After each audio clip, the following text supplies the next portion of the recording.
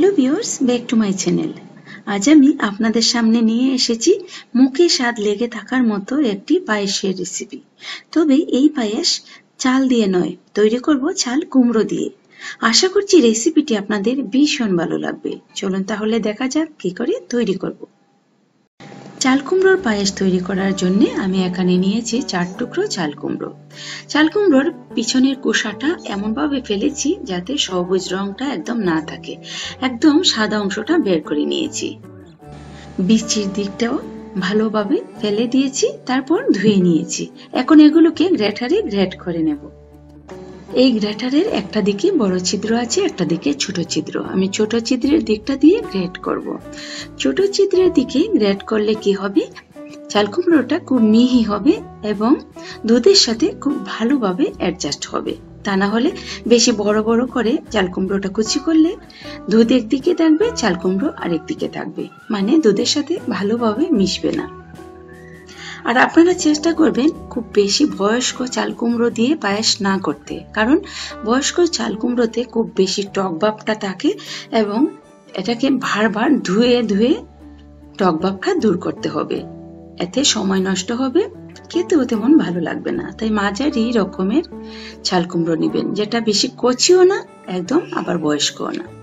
আমি 4 টুকরো চাল কুমড়োই গ্রেট করে নিয়েছি। দেখুন কতটা মিহি হয়েছে এবং এতে প্রচুর পরিমাণ জল বেরিয়েছে। এখন হাত দিয়ে খুব ভালোভাবে নিংড়ে জলটাকে ফেলে দিতে হবে।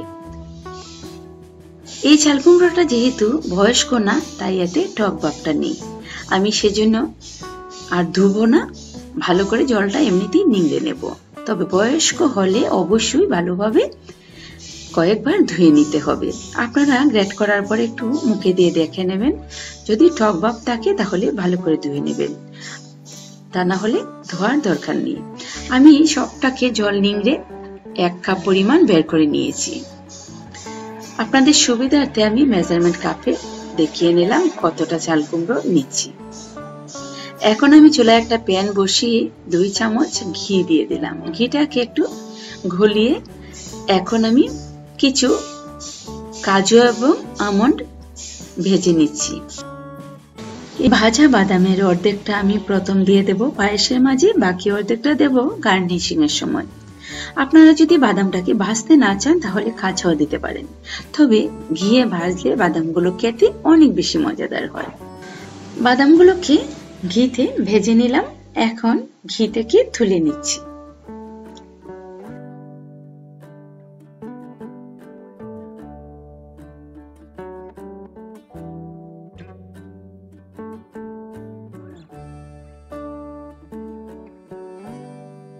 বাদামগুলোকে ঘি থেকে তুলে এর মাঝে দিয়ে দিচ্ছি এখন 2টো তেজপাতা ছিঁড়ে।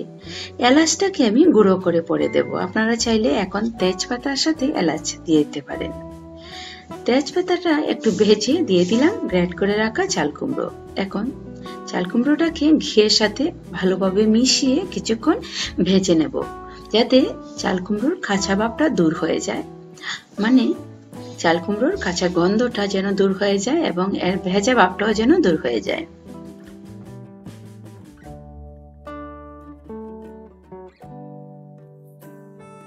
দশ 15 মিনিট সময় এভাবে নেড়ে ছেড়ে নেওয়ার পর দেখুন চাল কুমড়োর জলটা কিন্তু শুকিয়ে গেছে, অনেকটা সিদ্ধও হয়ে গেছে। দেখি বোঝা যাচ্ছে কাঁচা ভাবটা যে দূর হয়ে গেছে।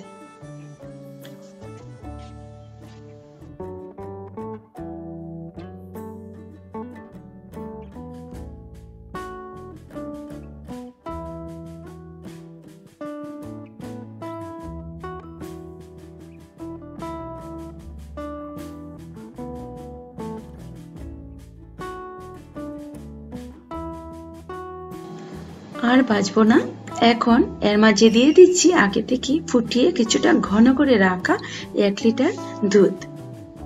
আমি এখানে 1 লিটার দুধ দিচ্ছি ঠিকই, কিন্তু আপনারা চাইলে দুধের পরিমাণ একটু কমাতেও পারেন।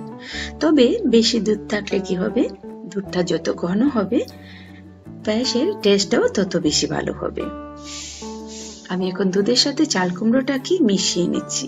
এই পর্যায়ে দিয়ে দিচ্ছি একটু লবণ। এই পায়েসে একটু লবণ থাকলে পায়েসের টেস্টটা ভালো হবে। তারপর দিচ্ছি আধা কাপ চিনি। চিনি পরিমাণটা যার যার পছন্দ মতো দিয়ে দেবেন।